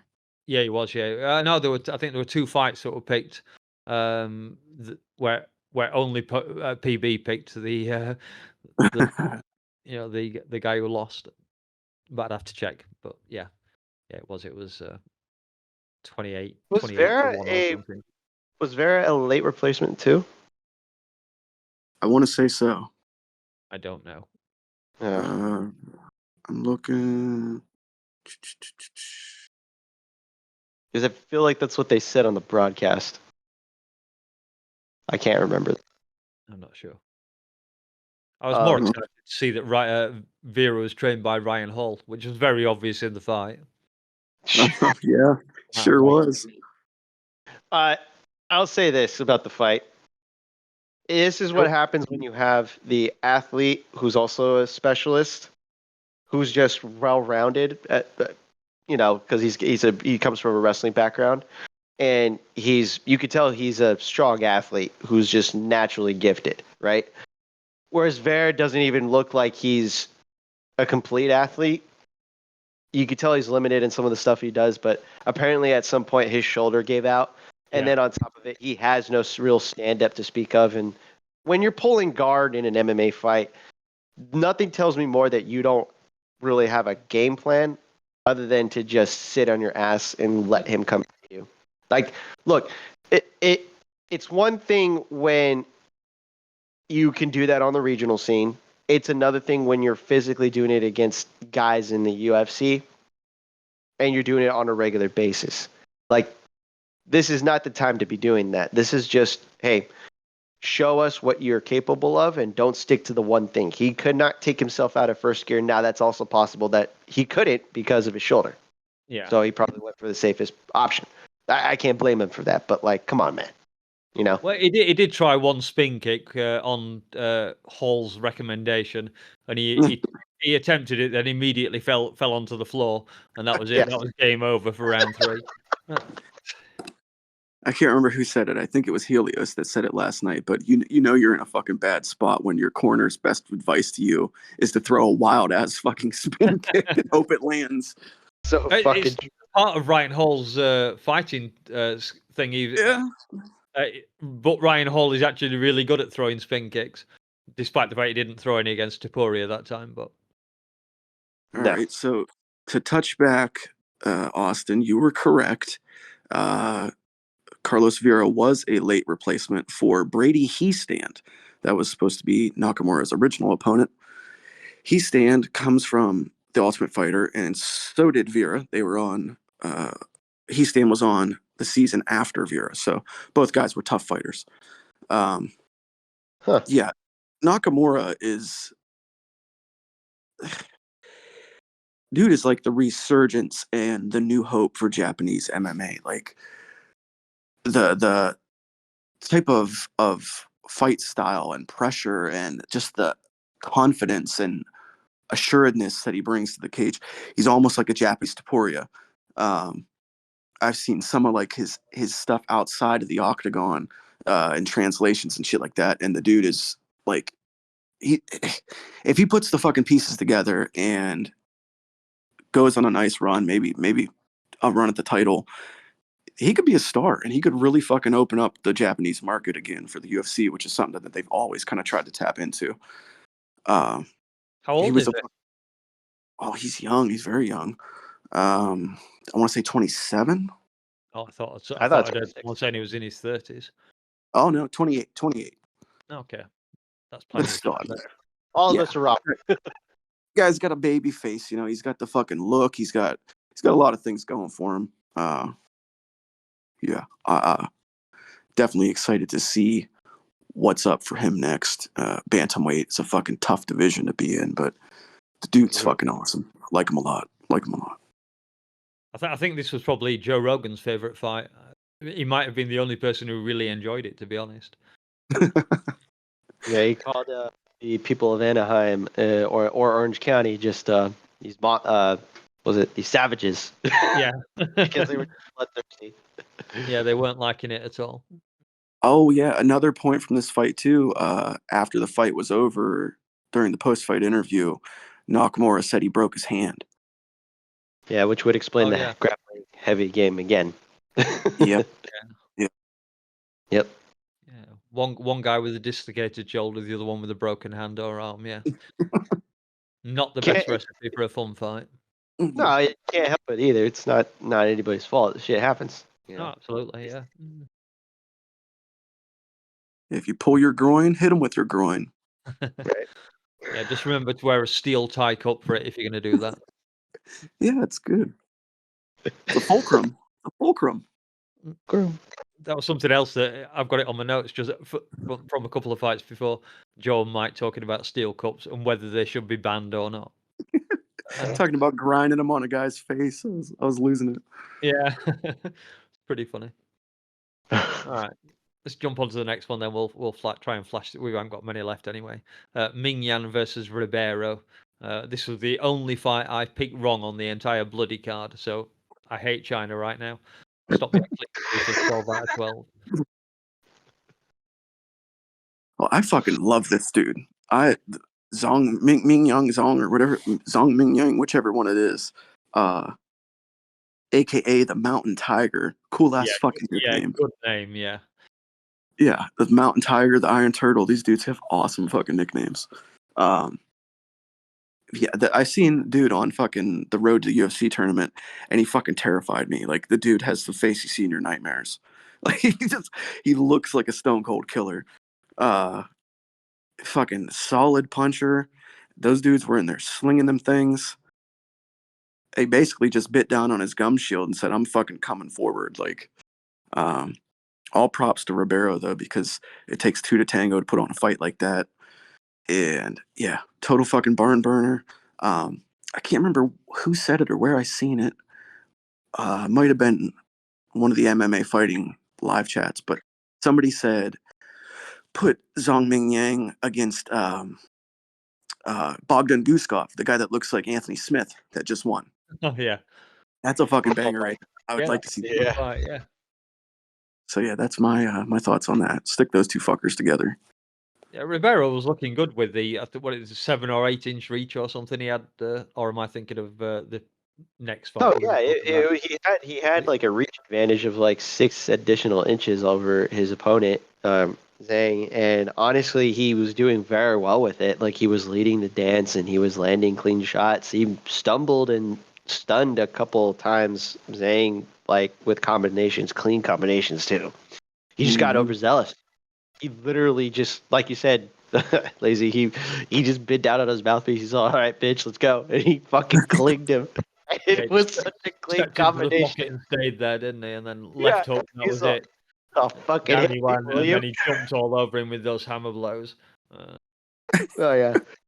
It was a fun fight because it didn't last very long, and light heavyweight fights that are like this usually don't. So, hey, it's a learning lesson for Rivera, but at the same time, Zhang is, it's a learning lesson for him too. You gotta be able to address the distance and not just stay, at range. If you're gonna stay at range, you might as well make sure you're landing something at that too. But good for him. You know, we'll see what happens with him. And yeah, I guess yeah. neither of them are ranked at the moment, are they? So Yeah. Yeah, I think it was both of their official debuts, I'm pretty sure. Yep. it could well be. Shout out Mountain Tiger. Yeah, for sure. That wasn't racist. No. We can talk about someone whose debut it definitely was then on the next one. Barlow versus Quinlan at welterweight. So it was Barlow's UFC debut at 7-0 going into the fight. Looked really good. I was very impressed with him. Very handy at his striking. Loves the leaping knee. I think he threw about 6 or 7 of the damn things. Yeah. Wasn't exactly the lead knee that Gary throws, but is a little more athletic at the same time. It was more surprising, too, that he was just able to just pop. Maybe not surprising because Josh Quinlan had issues just finding range and finding his target. Like, he'd get popped, and then he'd have to wait and then just find another pocket, hopefully land, and then get popped again on the way out. Like, Danny Barlow just literally just didn't have to work extra hard in this fight, and it felt like you could tell, like, okay, one's working harder than the other in this fight, and it just you could see it play out throughout the rest of the fight all the way up until the finish. And even Quinlan's corner was like, man, you got to go do something. What are we doing here? Yeah, I was going to say he at least followed his corner's instructions and kind of rushed at him in the third round, which wasn't a great idea as it turned out, because he then got clipped by Barlow, which was another merciless kind of finish, because I think he hit him once, sent him sprawling. He got back up and Barlow was all over him again, like white on rice, and then hit him again. And then great refereeing. It was which ref was it now? Jason. Yeah, I think it's Herzog. Herzog, yeah. Great job all night for Herzog. Definitely up there as one of the better referees at the moment. Yeah. And great finish by the ref. Good fight for both people, I thought. Yeah. Very interested to see what Barlow can do in the future. Obviously, he's still pretty young in the division with only 8 fights. Yeah. Yeah, he brings a nice little flair to the division too, because coming out of Memphis, Tennessee, he's got that whole Memphis style and Memphis speech, and had the nice little rat tail hanging off the back of his head.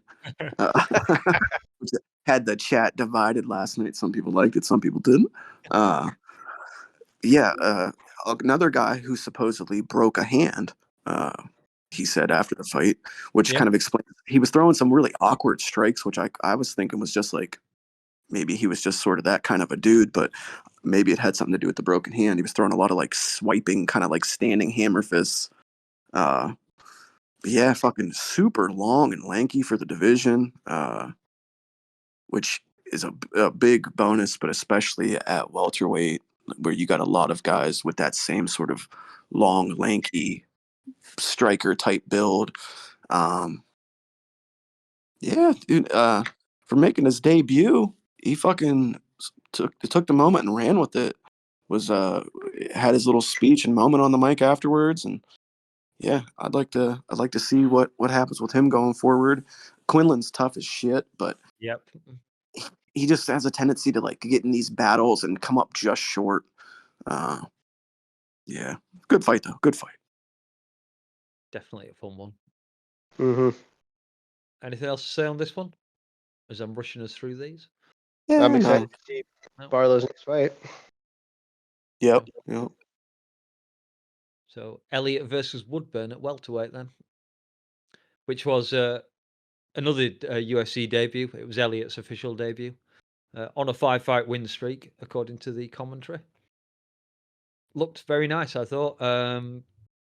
Did kind of run on, landed that solid head kick in the first round. You thought it was going to be a quick finish, and then the next minute Woodburn landed on him and sent him on Queer Street, legs wobbling all over the place. But I'm afraid that was pretty much it for Woodburn after the first round. He didn't look, he looks really good. If he got a gas tank, he could be dangerous, but he doesn't have one at the minute. And his wrestling for an American wasn't great, to be honest. Being beaten at wrestling by a Welsh guy, not the best image you could present. Yeah. I was laughing at Joe Rogan saying he needed a translation for Elliot's corner. Yeah, Bisping schooled me right there. He gave me a little bit of a lesson in Welsh speak there. Yeah. What do they call it? Valley talk or something like that? Talk from the valleys. Yeah,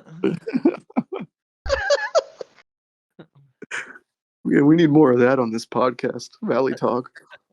All right. I'll have to work on my Welsh accent. There you go. I guess my thoughts, if I'm going to chime in on this one, it was an interesting fight because I think it was Rogan, or it was either Rogan or Bisping said it on the commentary, that it was basically a sprinter versus a marathon runner. And you could see it like in their body types. It was like, a fucking, an American muscle car versus a fucking like a touring European vehicle or something. Like, just the way Woodburn's built, he's like almost guaranteed to gas out. Like, you're too fucking thick, you're too meaty. Like, those muscles are gonna fill with lactic acid, and you're done for. Yeah, Woodley kind of build, hasn't he? What Woodley's Yeah. With I'd say an even worse gas tank. But yeah, Obon Elliott, he seems to be the kind of guy that gets in those fights where he's gonna get clipped every single time and come out the other end and pull out a victory. I think he'd done the same thing on Dana White's Contender Series, hadn't he? Yeah. Got rocked and then came back and won it after being badly wobbled. Yeah. Well, one of only a handful of Welshmen in UFC history, I'm pretty sure. Yeah. Oh, yeah. And the other big thing, shout out Obon for he wore an Anakin Florian podcast T-shirt on Instagram before the fight. So get a little bit of props in my book for that. Yeah. Also came out to Gangster's Paradise, which is pretty cool. I know that's his nickname, so we'll probably hear that a lot. Second best walkout of the night, because I guess Volt with his down under was actual quality. But depending who you ask. Well, Roberts was pretty good too. what did he come out to? I can't remember. Roy Jones Jr. Oh yeah, of course, yeah. Yeah. That was Can't great. be stopped, can't be moved. Oh, man, it's like, I felt like I was watching a boxing fight for the fucking 90s.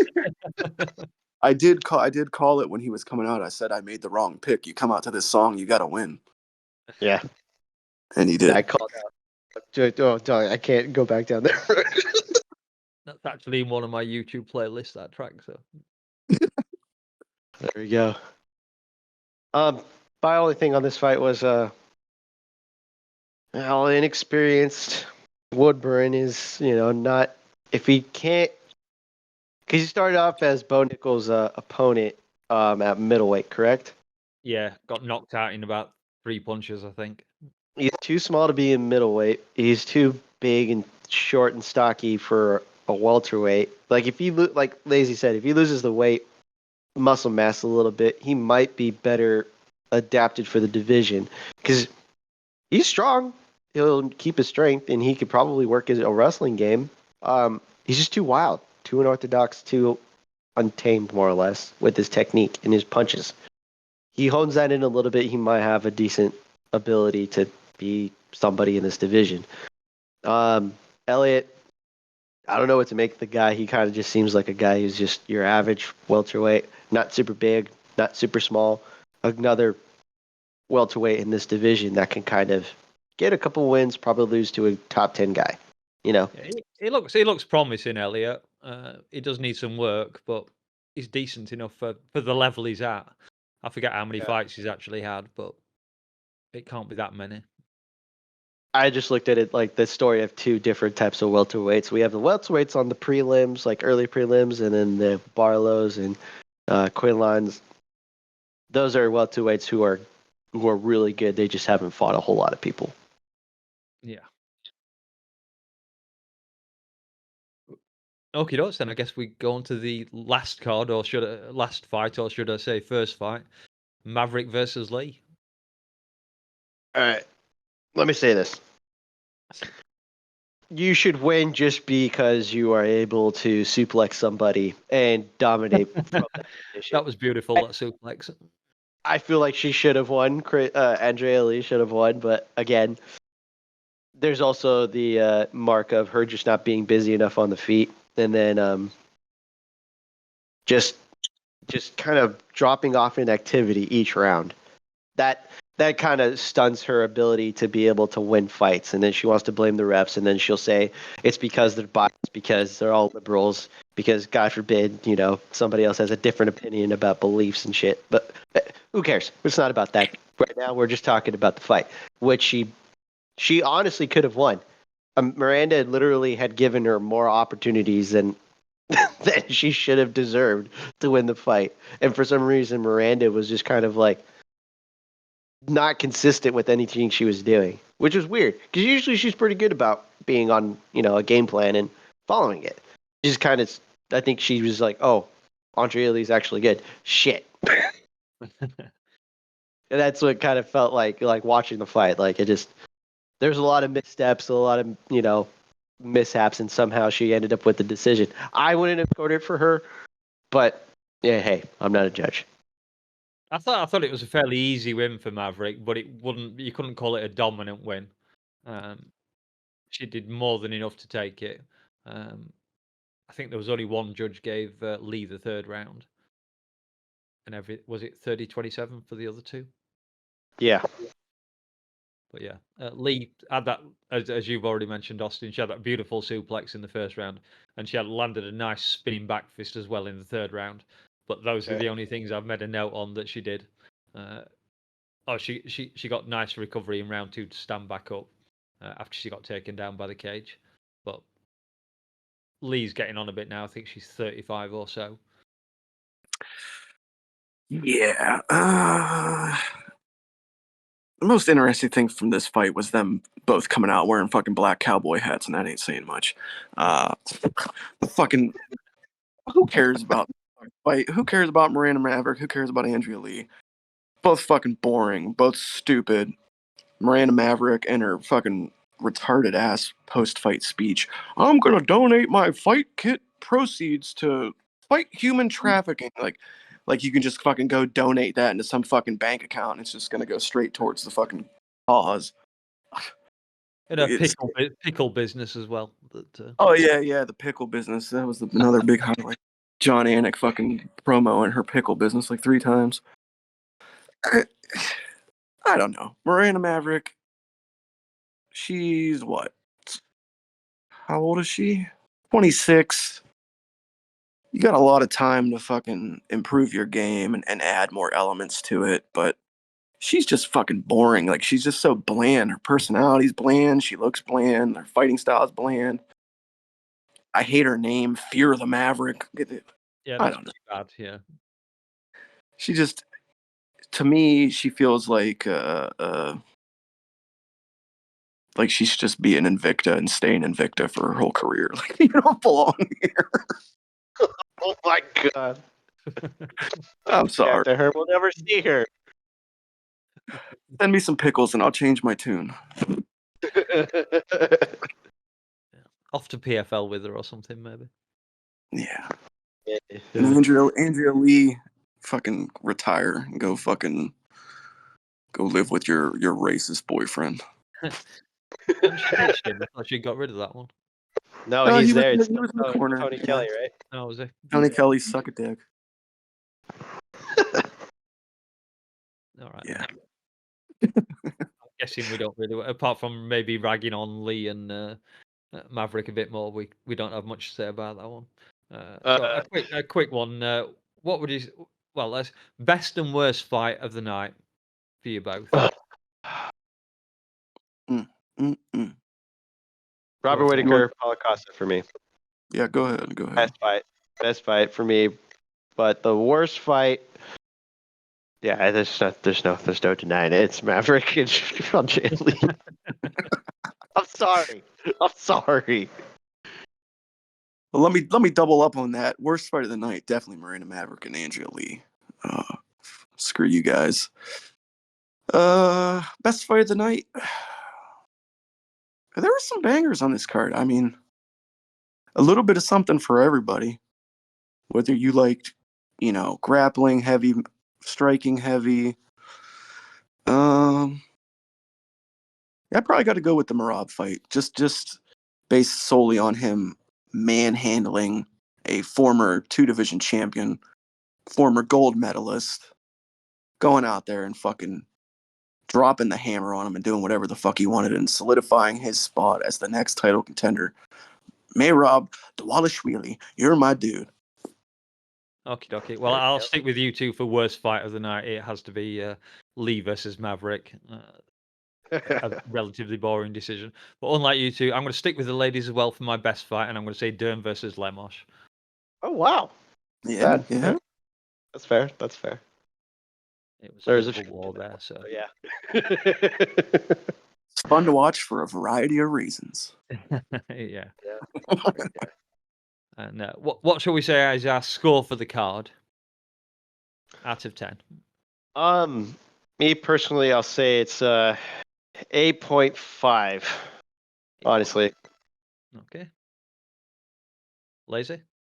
I'm usually a little bit tougher on the ratings, but yeah, I'm gonna give it a solid 8. I'm gonna give it a good 8. Ooh, that's quite harsh. That's high for me. Yeah. I'm gonna raise it up a little bit more. I don't think I can quite go for a 9.5, and I think it probably deserves slightly more than a 9. So I'll go 9.25 for the entire card. Nice. Yeah, it was a good card. You couldn't complain when you watched it. Like, you got your money's worth, and I mean, hey, we had finishes. Yeah. It opened up with the finish and ended with the finish. You can't complain. No. Yep. Great fights all around. Okie dokie. And for a final thing, should we talk about the UFC 300 news? Yeah. Alex Pereira versus Jamahal Hill. I'm rooting for Pereira. Yeah. I don't know if I have a dog in the fight necessarily, but I will say that under any other circumstances, it would have been a pretty big announcement. But with all the build up and the hype and the wait, it kind of fizzled. It didn't hit the way it should have hit. Now, it's a good fight, but it's not the way Dana hyped it up as being, oh my God, you're going to be so excited when I present this fight. And it's like, just another title fight. It's nothing spectacular. Poatan versus Izzy would have been more exciting. Poatan versus Aspinall would have been really exciting. Although Poatan will get his head knocked off in that one, I think. Yeah, but it's just another title fight. I was pleased to hear Dana saying about Leon Edwards and saying that he'd offered him 3 fights, and Leon Edwards said he'd take any one of them, and that he couldn't get the other fights. The other guys wouldn't take it or something, or maybe Yeah. Dana just hates Bilal so much that he wanted to blank him there. But yeah, all credit to Leon for. Don't forget, Leon was the one guy who said he'd fight Hamzat when no one wanted to fight him, so I can quite believe it. Yeah, absolute gangster. Yeah, they tried to screw him over many a time, and it hasn't worked out for them as of yet. No. And if we're to believe what Dana's saying or what he said recently, there's still one more fight announcement for 300 coming. Oh, is there? I didn't know that. Yeah. He said in his a video last week or maybe it was 2 weeks ago now. I don't know. It's been so long. That they were still looking to solidify the main event, and he had one more fight to announce. So we got the main event. What's this next fight? Isn't it Kevin Holland? Isn't it Kevin Holland and? No, that's already on there. Never mind. Kevin Holland and MVP, right? Yeah, that's already on there. Yeah. Okay. I don't know why I thought of something else. We've got Whaley for the second fight. We've got the BMF belt as well, haven't we? God, what could it be?